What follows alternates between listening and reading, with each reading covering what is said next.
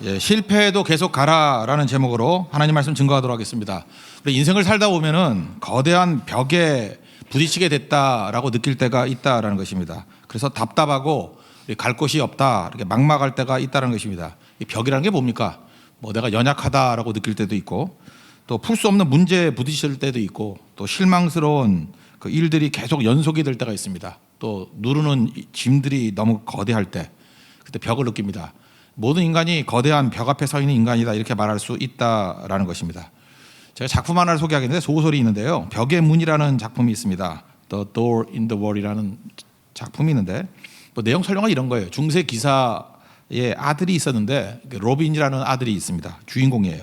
10살 때 크게 다쳐가지고 다리를 절게 됩니다. 그래서 다리를 못 쓰게 돼서 친구들 사이에서 조롱당해요. 뭐 부끄럽죠. 휜다리 로빈이라고 부를 정도로 잠깐 놀려댑니다. 옛날에 뭐 인권도 없고 뭐 그러다 보니까 이렇게 잔혹한 일들이 많이 벌어졌습니다. 그러다가 적군의 공격에 의해서 가족들을 다 잃게 돼버립니다. 그래서 그 루크니까 뭐 누각이죠, 누각. 루크라는 수도사에게 맡겨지게 됩니다. 수도사가 그걸 딱 보니까 벌써 얘가 장애를 가지고 있고 마음속에 수치심, 열등감, 두려움, 뭐 부모 다 잃어버렸으니까 이런 것들이 막 휩싸여 있더라는 거예요. 그래서 이렇게 얘기했습니다. 예수님 잘 믿으면 악조건 속에서도 멋진 승리를 할 수 있어. 그리고 루크 수도사가 전달해 주는 한마디 그 격언이 있는데, 계속해서 벽을 따라가면 반드시 문이 있어. 인생에서 벽을 접한 사람도 있습니까? 똑같은 조언을 얻기를 원합니다. 계속해서 벽을 따라가면 반드시 문이 있어. 그러니까 벽을 느낄 때 벽만 쳐다보지 말고 계속 따라가 봐. 반드시 문이 있어. 그러면서 주신 말씀이 로마서 8장 37절 말씀인데, 이 모든 일에 우리를 사랑하시는 이로 말미암아 우리가 넉넉히 이기느니라. 우리를 사랑하시는 이가 누구예요? 예수님 때문에 우리가 넉넉히 이기느니라. 그 영어 성경 보면요, We are more than conquerors라고 되어 있습니다. 모든 성경 다 그렇게 되어 있어요. 근데 우리 한국 번역만 우리가 넉넉히 이기느니라, 그 대적이란 말이 없어요. 그죠? We are more than conquerors. 정복자보다 더 강하다, 대적보다 더 강하다, 이 마음속에 붙은 거예요. 그래서 항상 마음속에 붙은 게 뭐냐 하면 예수님만 믿으면 강해진다예요. 예수님만 믿으면 대적보다 더 강해진다는 거예요. 예수님만 믿으면 more than conquerors, 정복자보다 더 강하다, 이 마음을 품고 있었다는 것입니다. 우리도 마찬가지입니다. 저는 목회를 하고 있는데 성도들 약한 상태로 머물러 두는 건 그거는 어리석음이겠죠. 여러분 있는 모습에서 대적보다 훨씬 강하게 만들어야 이기는 거 아니겠습니까? 대적보다 강하게 만드는 방법이 뭐예요? More than conquerors. 우리 마귀보다 더 강하게 만드는 방법이 뭐예요? 예수님 모시는 거예요. 누구라도 예수님 모시면 대적보다 더 강한 존재가 될 수 있다라는 것입니다. 그러다가 이게 어려움이 계속 처하게 되는 거예요. 이 로빈이 있는 그 성, 적군이 와가지고 점령을 해버렸습니다. 근데 이 로빈의 장애가 오히려 기회가 돼버립니다. 건강한 소년들은 감시하고 뭐 이렇게 잡아가기도 하고 그러는데, 다리 다쳤으니까 로빈에게는 관심을 갖는 사람이 아무도 없어요. 적의 방심이죠. 하나님께서 우리를 왜 약한 우리를 부르시는 줄 압니까? 약한 자들은 마귀가 방심해요. 여러분들이 너무 똑똑하고요, 너무 유능하고 이러면 마귀도 긴장한다고, 저거 큰일 하겠구나. 되게 큰일을 하겠다는 사람들은 큰일을 하는 게 아니라 큰일을 내더라고. 근데 이게 마귀도 방심해요. 아유, 저것들 갖고 뭘 하나. 이번에도 우리 12차 고등학교를 갔는데 어떤 팀들은 정말 제가 봐도 방심이 되겠어. 아니, 저런 사람들 데리고 뭘 한다고. 그죠? 그것도 지리멸멸해. 몇 명 모이지도 않고. 그래서 정말 저도 방심했어요. 그죠? 방심이 아니라 걱정이 될 정도였다고. 근데 지나놓고 보니까 역시나예요. 그런 팀이 하나님 철저히 의지하고 예수님 중심에 모시니까 오히려 그런 팀에서 승리의 소리가 들려오고 기적의 소리가 들려오고요, 또 열매를 엄청나게 거두었다는 얘기들이 들려오게 되더라는 거예요. 여러분, 우리가 약합니다. 그 약한 것을 기회로 여기십시오. 마귀가 방심한다니까요. 예수님 제자들 뽑는 거 보십시오. 어부들 뽑았고 무식한 사람들 뽑았잖아요. 마귀도 방심했죠. 이들이 이렇게 대단한 일을 할 줄 몰랐잖아요. 사도행전을 보니까 뭐라고 얘기를 해요? 그 핍박하는 사람들이 이렇게 얘기하잖아요. 이 사람들 이상하다. 본래 학문 없는 범인인데, 학문 없는 보통 사람들인데, 찌질이들인데 얘네들이 이거 웬일이지? 왜 이렇게 설교를 잘해? 왜 이렇게 능력이 있어? 마귀가 방심한 거예요. 약한 자를 쓰시는 하나님의 이유를 꼭 잊지 마십시오. 약할 때 강함 되시는 거예요. 언제요? 예수님을 나의 구주로 모실 때. 오늘도 약하다고 생각하는 모든 분들, 로빈같이 이렇게 연약한 사람들, 그 예수님 붙들면 승리할 수 있다는 것입니다. 그래서 로빈이 방심했어요. 그래서 로빈이 계속 그 루크라는 수도사 얘기를 듣고 벽을 따라 쭉 가다가 문을 발견했어요. 숨어 있는 문. 그래서 나가가지고 구원문 요청해가지고 그 성을 건져내는 그런 얘기입니다. 아주 간단한 얘기인데 이 안에 굉장한 복음적인 능력이 있더라는 것입니다. 여러분 잊지 마십시오. 예수님만 모시면은 more than conquerors, 대적보다 강합니다. 오늘도 약함이 아니라 예수님 때문에 강함으로 일할 수 있는 하나님의 신실한 종 되기를 바랍니다. 그 다음에 살필 건 뭐냐 하면 우리가 인생을 살다 보면 자기 자신에게 대해서 실망할 때가 많이 있죠. 실망하면 멈추게 된다는 것입니다. 근데 예수님을 나의 구주로 모시면은 계속 할 수 있는 힘이 생긴다는 거예요. 우리 뭐 찬양도 있죠. 뭐 힘들고 지쳐 쭉 나가다가 후렴구에 뭐가 나오죠? 나에게 실망하여 내 자신 연약해. 고통 속에 눈물을 흘릴 때 못자공단 그 손길 예수님께서 내 손 잡아주신다고. 그리고 나에게 말씀하시기를 너는 내 아들이라. 그래서 일어나는 거 아닙니까? 예수님 나 붙들어 주시면요, 내가 실망했던 내가 다시 힘을 가지고 계속할 수 있게 된다라는 것입니다. 가인의 예를 한번 든다 그러면요, 그 아벨과 가인 둘이 제사를 드렸습니다. 아벨의 제사는 하나님이 받으셨는데 가인의 제사는 받지 않으셨습니다. 그랬더니 창세기 4장을 보니까 가인이 굉장히 화를 냈대요. 그래서 분하여서 안색이 변했답니다. 그러니까 우리도 잠깐만 분노하는 분들은요, 되게 조심해야 됩니다. 이게 가인의 길을 걸어갈 사람이 커요. 분노는 왜 하냐면 에고가 강한 사람이 분노하는 거예요. 나 자아가 강한 사람이 분노하는 거고 에고는 죄거든요. 근데 그 가인이 딱 그런 모습이었어요. 분노하면서 안색이 변했습니다. 그때에 하나님께서 가인에게 주신 말씀이 뭐냐 하면 창세기 4장 7절을 보면은 죄가 너를 원하나 너는 죄를 다스릴지니라. 이거 우리가 주신 말씀이에요. 죄가 너를 원한다. 이번 우리 고성성교 가가지고 뭐 4번 계속해서 반복해서 증거했던 말씀이 있죠. 죄가 뭐예요? 죄는 선악과인데 죄의 본질이 뭐냐 하면은 선악을 판단하는 거예요. 누가? 내가 자꾸만 선악을 판단하려 그러면 그게 죄라고요. 내가 이게 딱 봐가지고 저 옳으네 그르네 이러면 벌써 그게 죄예요. 우리는 그게 아니고 옳다 그르다의 기준이 나거든요. 그러니까 자아죠, 자아. 내 자아를 가지고 옳으니 그르니 하는 최종 판단을 내가 하는 거예요. 판단은 하나님이 하시는 거거든요. 그러니까 판단은 하나님이 하시는 걸 내가 한다는 건 무슨 뜻이에요? 내가 하나님 되겠다는 거예요. 그래서 내가 하나님 되겠다는 것과 동의하는 선악을 내가 판단하는 거예요. 그럼 죄를 저버리는 모습은 무엇입니까? 선악 판단은 오직 하나님만 하죠. 그러니까 하나님의 뜻이죠. 내 뜻이 아니라 하나님의 뜻만을 지켜야 돼. 지금 가인의 모습이 지금 이 철저한 죄인의 모습이에요. 에고잖아요. 그래서 선악을 내가 판단해요. 이럴 수가 있나? 억울하다. 그때 하나님께서 주시는 말씀이 뭐예요? 죄가 너를 원하나? 이게 뭐예요? 죄가 선악 판단을 네 자신이 하도록 만드나 너는 죄를 다스릴지니라. 그거 벗어나서 하나님의 뜻을 따라야 된다. 그러니까 하나님의 뜻이 뭐예요? 그렇게 제사 드리는 거 아니라는 거죠. 그러면 자기를 수정해가지고 계속 해야죠. 계속 예배를 드려야죠. 이거 아닙니까? 그럼 이렇게 드리면 되나요? 그래서 하나님의 뜻을 찾아서 순종하는 것, 그게 가인이 살 길이었는데 그는 죄를 짓고 죄에 머물러 있었어요. 끝까지 에고를 붙들고 선악 판단을 내가 한다. 또 하나 우리 두 번째 시간에 살폈던 게 권력의 얘기였죠. 파워. 가인에게는 파워도 있었어요. 선악 판단을 내가 하고 파워도 있었어요. 결과는 뭐죠? 살인이에요.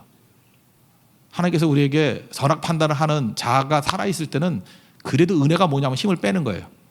그럼 생각만 선악 판단을 하는 죄를 짓지만 다른 사람을 죽이는 데까지는 안 가잖아요. 힘까지 주어지면은 가인이 됩니다. 이 세상 역사상 얼마나 많은 가인들이 있었습니까? 독재자들이 그런 거고요. 뭐 히틀러가 그런 사람들이었고. 그러니까 힘이 주어지는 게 그 힘이 그렇게 쓰라는 힘이 아닌데 죄와 힘이 만나면은 괴물 돼버린다는 것입니다. 그러니까 잘 보세요. 우리 죄를 다스린다는 건 뭐예요? 선악 판단을 내가 하지 않습니다. 이게 죄를 다스리는 거예요. 하나님만이 일을 이루십니다. 이게 자아를 죽이는 게 죄를 다스리는 거거든요. 이게 왜 중요하냐면은 한번 생각해 보세요. 내 마음이 내 주인이 된다 그러면은 내 마음은 맨날 업앤다운이 되잖아요. 업앤다운이 되니까 좀 신나면 열심히 하고 좀 낙심하면 안 하게 돼 있어요. 그래서 자아가 중심인 사람의 특징은 계속 못 합니다. 그래서 신앙생활을 할 때에도 뭐 교회 나왔다 안 나왔다 막 이런 사람이 있죠. 그거는요 시험이 많은 게 아니고 근본적인 믿음이 없었던 거예요. 근본적인 믿음이 뭐냐면 자아가 아직 깨지지 않은 거예요. 이건 부자일 수도 있고 가난한 사람일 수도 있고 이거는 뭐 젊은 사람일 수도 있고 나이 든 사람일 수도 있고 아무 관계 없어요. 겉으로 볼 때 겸손해 보이는 사람이라 할지라도 자아가 강한 사람이 있어요. 그 믿는 거 아니거든요. 그게 깨지지 않으면 선악 판단을 계속 자기가 하고 있는 거예요. 그게 죄예요. 가인입니다. 가인의 길이에요. 겉모습하고 다릅니다. 속이 그렇다라는 거예요. 이게 예수님 만나면 예수님이 그거를 깨주셔요. 성령이 그것을 깨주신다고. 그래서 하나님의 뜻을 구하고 내 모든 힘을 하나님의 뜻을 위해 쓰는 거, 그걸 사랑이라 그래요. 권력 대신에 사랑, 희생과 섬김으로 가는 내 힘을 희생과 섬김으로 쓰는 거, 그걸 사랑이라 그래요. 그래서 사랑은 항상 힘하고 비교해야 돼요. 그죠? 그래서 쓸데없는 힘이 많으면 사랑이 안 돼요. 사랑은 힘을 죽이는 거라고요. 그게 하나님께서 우리를 이끌어 가시는 길이라는 것입니다. 우리가 계속하지 못하는 이유가 뭐냐면 내 자아가 중심이 돼 있으니까 업앤다운 되니까 언제나 중단이 되게 되는 거예요. 예수님이 내 마음의 주인이 되시면 계속 갈 수 있습니다. 예수님은 내게 미래의 사명을 보게 만드시거든요. 빌립보서 3장 13절 14절 보면 우리가 많이 아는 얘기입니다. 뒤의 것은 잊어버리고 앞에 있는 것을 잡으려고 표대를 향하여 나아가라, 이런 말씀이 나와요. 그러니까 뒤의 것은 잊어버리고 앞에 것을 향해서 나아가라. 우리는요, 자아가 강한 사람들은 자아가 손상을 입은 거에 대해서 못 견뎌하거든요. 이거 어떻게든 회복돼야 된다고. 그래서 맨날 해명하라 그러고 뭐 삼자 대면하자 그러고 뭐 시시비비 가리자, 이런 사람들은 왜 그런지 알아요? 그 성질이 그래서 그런 게 아니고 자아가 시퍼렇게 살아있어서 그래요. 자아가 손상 입은 걸 못 견디는 거예요. 그러니까 뒤의 것을 가지고 과거만 가지고 뛰는 거예요. 과거만 가지고 뒤의 것을 잊어버리고 사명 향해 나가야 되는데, to the goal, 표대를 향해 나가야 되는데 그게 안 된다는 것입니다. 그런데 예수님이 내 마음의 주인이 되시면요, 뒤의 것을 잊어버리게 만들어요. 뒤의 것이 뭐예요? 죄책감. 뒤의 것이 뭐예요? 나의 부족함, 내 약점, 내 허물, 열등감, 수치당했던 것들. 이게 나를 잡지 못해요. 예수님이 그것을 잊어버리게 만들어요. 버리고 앞에 것을 향해서 나아가게 만든다는 거예요. 베드로가 다군다고 계속 죄만 생각했던 거 아니에요. 잊어버리고 내게 주신 앞에 있는 사명을 향해서 나아가는 인생이 되더라는 것입니다. 그래서 내 중심에 예수님이 계셔야 계속할 수 있다니까요. 여러분, 계속해서 순종할 수 있는 성도가 되기를 원하십니까? 그 자아 가지고는 계속 못 가요. 예수님이 내 중심이 되셔야 계속 간다니까요. 내가 그리스도와 함께 십자가 못 박혔나니 그러지 이제는 내가 사는 것이 아니요 내 안에 그리스도께서 사신 것이라. 이 갈라디아 2장 10절의 말씀이 이루어져야 계속할 수 있다니까요. 그래서 여러분들 생각보다 이렇게 오랫동안 계속하는 사람들을 무시하면 안 됩니다. 이 오랫동안 계속하는 사람들은요, 자아가 상당히 약해져 있거나 거의 깨진 사람들이에요. 그러니까 계속 가는 거지. 자아가 살아있는 사람들은 일 5-6번 할 때마다 자존심 건드는 일이 너무 많거든. 그럼 그때 중단해버려요. 그 중단할 때마다 깨우치는 게 뭐죠? 네가 지금 깨야 될 게 자아다.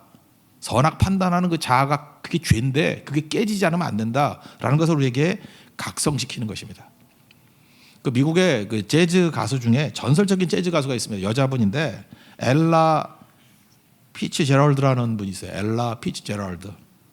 이분은 그 백 더 나이프라는 노래로 유명해요. 백 더 나이프. 맥 더 나이프. 이분이 어떻게 된 거냐면 그 남자는 약간 더 어린데 루이 암스트롱은 많이 알죠. 그래서 남자는 루이 암스트롱, 재즈 가수 얘기하면, 여자는 엘라 피츠제럴드, 이렇게 얘기를 하는 대단한 분이에요. 근데 이분이 그 전설적인 노래인데 맥 더 나이프라는 노래를 처음 발표할 때예요. 옛날에는 뭐 지금같이 이렇게 뭐 기기들이 발달 안 돼 있으니까 그때 처음 발표하는 거예요. 그거 듣고 이제 반응을 보이는 거거든요. 근데 너무 긴장을 해가지고 가사를 잊어버렸어요. 가사를 입어서. 그러면 보통은 중단하죠. 근데 이분이 예수를 잘 믿는 분이었던 것 같아요. 그죠? 이렇게 흔들리지 않는 마음. 나중에 고백이 그래요. 흔들리지 않는 마음을 가지고 그 분위기 속에서 그냥 계속 부른 거예요. 계속 부른 거예요. 부르다 보니까 가사가 생각이 안 나니까 뭘 불렀어. 그냥 부르면 그거에 맞게 또 생각을 해야죠. 그 다음 가사를 부르고, 그 다음 가사를 부르고. 근데 그게 기가 막힌 가사가 된 거예요. 기가 막힌 노래가 된 거예요. 그게 완전 몰입을 한 거죠. 몰입을 해서 그 순간에 주는 영감을 가지고 그냥 계속해서 만든 가사인데 그게 맥 더 나이프. 이거 루이 암스트롱도 되게 좋아하던 노래예요. 많이 나와 있어요. 그죠? 이 노래. 그 이유가 뭐죠? 중단 안 하는 거예요. 끝까지 가는 거예요. 제 동생이 성악을 했거든요. 성악을 했는데 그 성악 선생님이 했던 얘기, 저는 옆에서 뭐 이렇게 주워 듣잖아요. 이렇게 성악하는 뭐 동생을 두고 있는 오빠들은요, 그 노래를 다 외웁니다. 왜냐면 하도 많이 부르니까. 피아노 치는 동생을 우리는 또 피아노도 쳤거든요. 저는 칠 줄 모르지만 다 외웠어요. 그래서 내가 피아노 딱 보면 어디 틀린지 다 알아. 내가 왜 아느냐 하면 걔네가 재수까지 했거든. 그러니까 내가 얼마나 많이 들었겠어. 그러니까 듣고 그러니까 청음 실력이 엄청 드는 게 아니에요. 뭐 틀린다 그럴 때 선생님이 지적하는 거 나도 같이 지적하거든. 아, 저거 박자 저렇게 하는 거 아닌데, 저 딕션 저렇게 하는 거 아닌데. 그러니까 애들이 한 3수생 4수생 되면은 대인이 될 것 같아. 도사가 될 것 같아. 그죠? 이제 그렇게 들었거든요. 그런데 이분이 하여튼 그렇게 그 곡을 정확히 부르면서 그때 그냥 오는 영감 가지고 계속 나가는 거예요. 그때 선생님이 강화자 선생님이었는데 그 선생님이 그런 얘기를 하더라고요. 야, 너 노래 하다가 틀리는 경우가 있잖아요. 틀리는 거는 용서를 하더라고. 근데 틀리면 안 부르는 애들 있죠. 틀리다가 틀려서 처음부터 다시, 이게 없어요. 안 부르면 제가 볼 때 그날 레슨 안 하고 혼만 내더라고. 그냥 혼을 내도 말이 혼이 거의 욕설이에요, 욕설. 거기서는 또 배운 게 있어요. 틀려도 계속 가야 되는 거구나. 누구나 다 틀린대요. 누구나. 근데 그 완벽주의적인 마음을 갖고 있는 사람이 틀리면은 멈춰버린대. 그러면 탈락이야. 걔는 대학 못 가요. 근데 성악에서 제일 중요한 게 뭐냐? 틀려도 계속 하래. 틀려도 계속 하는 거. 그걸 훈련하더라고. 틀려도 그냥 모른 척하고 쭉쭉 하고. 이 엘라 피츠제럴드가 그랬죠. 틀렸는데 이 전문가 외에 누가 틀린지 알아? 첫 번째 곡인데 어떤 가사인지 누가 알아? 그러니까 계속 만들어 나간 거예요. 우리 인생이 그래요. 계속 하는 거예요. 계속. 예수님이 내 안에 계시면은 우리에겐 인생의 수정 기능이 있습니다. 꼭 내가 생각했던 대로 간다고 정답인 게 아니에요. 내가 생각하는 가사가 있어요. 가사가 잊어버리게 만들 수 있어요, 주님이. 그럼 그때 주께서 주시는 새로운 가사로 들어가면 인생의 걸작품이라는 거, 마스터피스가 나오는 거라고. 문제는 뭐예요? 틀리는 것을 두려워하지 아니하고 내 안에 예수님이 계시면 얼마든지 딛고 나갈 수 있다는 그 믿음 갖는 하나님의 종 되길 바랍니다. 오늘 본문으로 돌아오면요, 닫힌 문부터 시작합니다. 사도 바울이 이제 사역을 시작하려고 그러는데 문이 닫혔어요. 그게 이제 16장 6절부터 나오는 얘기 아니에요? 아시아로 가려고 그랬더니 성령이 못 가게 문을 닫아버리고. 그래서 비두니아로 가려고 그랬더니 또 예수의 영이 문을 닫아버리고. 뭐 다 똑같은 성령입니다. 닫힌 문. 그래도 로빈같이, 그죠? 이렇게 장애인 로빈같이 벽이 있다 할지라도 계속했죠. 그랬더니 환상 가운데 마게도니아 환상을 보잖아요. 그래서 길이 열려서 빌립보를 향해서 나아가게 되더라는 것입니다. 나보다 더 좋은 길을 열어주신 하나님의 방법이에요. 그게 닫힌 문이에요. 그래서 닫혔다고만 생각하지 마십시오. 그게 열린 문이에요. 엘라 얘기를 보십시오. 엘라 피츠제럴드도 맥더나이프, 그 원래 가사보다 닫힌 문이잖아요. 더 좋은 가사를 주시기 위한 하나님의 인도하심이에요. 우리 인생이 그렇다고요. 닫혔다고 생각하지 말고 계속 하다 보면 이런 일이 벌어진다. 빌립보에 갔습니다. 오늘 읽질 않았는데 또 다쳤어요. 점치는 여자 고쳐줬다고 그 우리 손해 본다. 그래서 주인들이 바울과 실라를 감옥에 집어넣었어요. 다쳤죠. 우생마사 얘기를 했죠. 신앙이라는 것은 내가 주도권을 잡는 게 아니에요. 우생, 홍수가 나면은 우생, 소는 사는데 말은 죽는다. 말은 지가 주도권 잡고 뛰려고 그러다가 허우적대다가 물은 무한대로 오잖아요. 자기 힘은 한계가 있고 죽죠, 반드시. 말같이 힘으로 저항하면 죽어요. 100% 죽어요. 왜? 자연의 힘이 더 세거든. 우생, 소는 살아요. 대응하는 거예요. 대응. 그냥 떠내려 가는 거예요. 그래서 지붕 같은 데가 딱 걸쳐지면 거기서 머물러 있으면 알아서 물이 빠지고 알아서 주인이 와서 건져준다는 것입니다. 신앙은 대응이에요. 지금도 보면은 바울과 실라가 했던 방식은 우생마사, 우생이에요. 소같이 행동을 해요. 감옥에 들어가니까 이게 웬일입니까? 뭐 이해 납득 공감할 수 없어요. 이럴 수가 있어요. 그러지 아니하고 기도하고 찬송합니다. 25절 보니까. 그럴 때 옥문이 또 열리죠. 여러분들 인생이 그렇습니다. 하나님이 우리 인생, 예수님이 나의 구주이심을 믿고 내 안에 모시고 가다 보면 닫힌 문이 있는 것 같이 보여요. 그러면 이해 납득 공감이 안 되더라도 대응하라고요. 그냥 기도하고 찬송하고 계세요. 그럼 또 문이 열려요. 문이 열렸는데 주도권이 하나님께 있다는 것을 알기 때문에 또 도망도 안 칩니다. 도망도 안 치고 가만히 있어요. 만약 도망쳤으면은 이 간수가 자결을 하려고 그랬죠. 그래서 가만히 있었어요. 문이 열렸는데도 불구하고.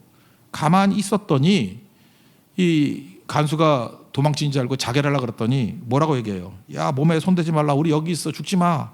그랬더니 간수가 깜짝 놀라가지고 엎드리죠. 그리고 뭐라고 얘기해요? 무서워 떨면서 선생들이여, 내가 어떻게 해야 구원을 받겠습니까? 우리가 많이 외우는 구절이죠. 31절 주 예수를 믿으라. 그리하면 너와 내 집이 구원을 받으리라. 옥문보다 훨씬 더 중요한 문이 열렸죠.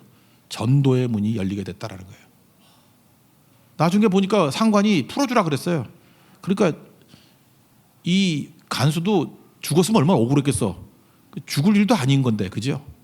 그러니까 자기 눈앞에는 그게 큰 문제로 보인다고, 죽을 문제로 보인다고요. 근데 그것도 아니었죠. 여기서 우리가 알 수 있는 것들이 무엇입니까? 우리가 계속 할 수 있는 능력을 예수님께서 주시는데 다쳤다 할지라도 계속해서 하다 보면 그것이 더 좋은 길로 가는 하나님의 인도하심이 된다는 것입니다. 그리고 다치문 같이 보일 걸 계속 하다 보면 그게 하나님의 지름길이라는 거예요. 지금 당장 보이는 옥문 정도가 아니고 더 큰 전도의 문이 활짝 열리게 된다라는 것입니다. 그런 의미에서 여러분 예수님 모시고 첫 번째는 강해지고 두 번째는 계속할 수 있는 힘을 얻는 우리 하나님의 종되기를 축원합니다. 그 다음에 세 번째 내용은 뭐냐 하면은 예수님을 나의 구주로 모시면은 사실은 나를 보호해 주신다는 거예요. 여러분 문이라는 건요, 엄밀히 보면 제일 취약한 것입니다. 문은 자유롭고 기회를 여는 그런 출구가 될 수도 있지만 지금 우리는 성을 잘 안 하지만 문이 제일 취약한 곳이에요. 그러니까 지난번에도 뭐 어떤 나쁜 놈이 뭐 어떤 아가씨 뭐 따라갈 때 문 막 열고 그랬다며요. 문이 내가 들어갈 수 있는 것도 되지만 나쁜 놈들이 들어올 수 있는 위험도 되죠. 그래서 문이 위험한 거예요, 문이. 그래서 옛날에 성을 쌓을 때 보면은 고구려 산성이 굉장히 강했습니다. 왜 그러냐면 고구려가 되게 어디가 뚫리냐면 문이 뚫리는 거예요. 공성전할 때 물론 뭐 벽을 허물뜨리는 것도 있지만 그거 대충 쌓을 때 무너지는 거지 되게 문을 뚫고 가는 거예요. 문이 그래서 문을 많이 지켜야 돼. 잘 지켜야 돼요. 근데 고구려 산성은 문이 디귿자로 돼 있어요. 문 앞이. 그러니까 적군이 오더라도 삼면에서 공격할 수 있는 거죠. 그래서 고구려 산성이 강하다 그래요. 더 강한 게 뭐냐 하면 기분 되게 나쁘지만 외성이에요. 외성. 일본이 성 쌓는 거. 지금도 가보면요. 나고야 성이라든지 오사카 성 같은 데 가보면 그거 있어요. 저도 가보면 여러분 관광 가서 가면 꼭 보세요. 요즘 같은 분위기에서 가면 안 되지만 하여튼 간에 오사카 성이나 가보면요. 문이 걔는 어떻게 되냐. 외성은 특징이 이렇게 기역자를 2개 엮어놓은 것 같이 만들어놨어요. 문 앞에, 문에. 기역자가 2개. 설명이 좀 힘든데 이렇게. 그러니까 공격이 들어오면요. 3D로 공격을 하게 돼 있어. 3면에서 위까지. 그러니까 우리나라의 그 임진왜란 이후에 외성이 18개 만들어졌거든요. 남쪽에. 18개 만들어졌는데 18개 중에 하나도 뚫린 게 없어요. 고니시도 그 소선장이라 그러죠. 걔도 우리가 뚫은 게 아니에요. 지가 도망친 거지. 배 타고 도망친 거지. 뚫린 게 아니라고. 노량해전 때 그 이순신 장군이 쫓아가다가 그 마지막 전투에 다 섬멸시키려고 하다가 총탄에 맞아서 순국하신 거 아닙니까? 그때 그 도망친 거예요, 걔네들이. 그 외성이 뚫리진 않았다고. 그 외성의 특징이 뭐냐? 문이 취약한데 문을 제대로 이렇게 방어했기 때문에 강력해진 거예요. 다시 우리에게 돌아옵시다. 우리가 문이라고 얘기하는 거 하나님 내게 문을 열어주세요. 그런데 문이 열리는 그 순간이 인생에선 제일 취약할 때예요. 그래서 여러분들이 가장 어려울 때가 사실은 새로운 기회가 열릴 때예요. 그게 문이거든요. 제일 약할 때. 인생의 전환기 이때가 문이 열릴 때예요. 바울도 지금 제일 답답할 때가 언제였어요? 유럽 선교의 문이 열릴 때였어요. 여러분 인생도 마찬가지예요. 지금 막 답답하고 그러죠. 뭐 안 되고 그럴 때가 있죠. 뒤집어 놓고 보면요. 새로운 길이 열리는 그 순간입니다. 그게 문이에요. 근데 그 문은 예수님이 문이라 그러셨잖아요. 예수님이 우리와 함께 하시면 우리를 보호해 주시고 가장 좋은 길로 이끌어가는 힘이 된다는 것입니다. 여러분 이스라엘 백성들 그 신명기 6장 쉐마라 그래서 그 말씀들 그거를 그 메주자라 그래가지고 이렇게 양피지 2개에다가 써가지고요. 이렇게 똘똘 말아가지고 용기에다가 달아서 이렇게 문 앞에 걸어놔요. 그걸 메주자라 그래요. 그 문 앞에 둔 이유가 뭘까요?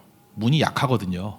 내 인생에서 제일 약할 때, 들어오고 나갈 때마다 하나님의 말씀이 너를 지켜준다, 그런 뜻이에요.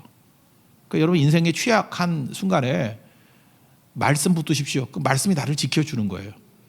그래서 여러분들 그런 거 있죠. 그 신명기 28장 뭐 복 받으라 할 때 이런 말씀 모르십니까? 내가 들어와도 복을 받고 나가도 복을 받는다. 이거를 해석을 그냥 언제나 복을 받는다 이렇게도 해석할 수 있겠지만 그건 한국말적인 해석인 것 같고, 그 히브리적 개념의 해석에 의하면 내 인생의 이렇게 전환기, 가장 취약할 때도 하나님 너를 지켜주시고 복 주신다, 그런 뜻이에요. 가장 취약할 때도. 그래서 이스라엘의 6월절에 어린 양의 피를 어디다 발라요? 문 앞에다 발라요. 문설주에다가. 죽음의 사자가 어디로 들어와요? 문으로 들어와요. 문 넘어 들어온다고. 패스 오버. 그게 6월 아니에요? 그죠? 근데 그 죽음의 사자가 예수 그리스도의 피를 상징하는 어린 양의 피를 발라놓은 집은 원래 죽어야 되는 건데 넘어가 버려요. 패스 오버. 왜? 어린 양 대신 예수님이 지켜주시기 때문에. 취약함을, 죽음의 위기를 지켜주는 게 피라는 거예요. 문을 지킨다, 문을. 우리 인생에도 가장 취약할 때가 있습니다. 그때마다 예수님께서 우리를 지켜주시고 우리 함께 해주신다는 거예요. 이거보다 강력한 메시지가 어디 있겠습니까? 사도 바울은 그래서 나의 자랑은 오직 십자가 외에는 없다, 그런 거죠. 하나님께서 우리를 인도하실 때 등불같이 인도한다 그러잖아요. 그래서 주의 말씀은 내 발의 등이요 내 길의 빛이니이다. 그 등불의 특징이 뭐예요? 한 5m 정도밖에 안 비춰지죠. 하나님께서 우리 인도하실 때 너무 분명하게도 가르쳐주지 않아요. 지금 사도 바울 가는 거 보세요. 분명하지 않죠. 그렇다고 또 너무 불분명하게도 가르치지 않아요. 그냥 마게돈이나 환상 정도, 그게 등불이죠. 한 5m 정도 보이게. 그 다음 갈 곳만 보여줘요. 그 다음 어디로 갈지 모르죠. 근데 5m 정도 되는 등불 들고 가다 보면 그것이 우리를 집으로 이끌어 가죠. 우리가 인생을 살 때 중요한 게 이겁니다. 예수님께서 나와 함께 하신다는 게 제일 중요한 거고, 그 다음에 말씀의 빛이 사실은 우리에게 한 5m 정도 보여주는 거예요. 내가 당장 해야 될 일. 주님 믿고 의지하면서 한 걸음 한 걸음 내딛다 보면은 우리가 원하는 목적지인 천국까지 갈 수 있다라는 것입니다. 그 과정을 보호해 주신 분이 누구예요? 예수님이 우리를 보호해 주신다라는 거예요. 우리 그 말씀 믿고 예수님을 중심에 모시고 나아가는 믿음의 종 되기를 바랍니다. 죄가 뭐라고요? 선악 판단을 내가 하는 거예요. 자아가 죄입니다. 근데 예수님을 나의 중심에 모시고 나아가면 예수님이 내 안에 들어오면 강해져요. 그죠? More than conquerors. 대적보다 강해져요. We are more than conquerors. 우리가 어떤 대적보다 마귀보다 강해진다고. 여러분 예수님 모시고 강한 자 되시길 바랍니다. 그 예수님 모시면 keep going. 계속 할 수 있어요. 계속. 자아가 중심인 사람은 잠깐 중단하는 거예요. 최후 승리 얻으려고 그러면 예수님 중심이 돼야 됩니다. 그리고 예수님 중심이 되면 내 문, 인생의 최고로 취약한 곳에서도 나를 보호해 주시고 승리케 해 주신다는 것입니다. 그런 은혜를 맛볼 수 있는 믿음의 종 되기를 축원합니다. 자리에서 나가겠습니다. 우리 동행 찬양하겠습니다. 내가 걸어온 길.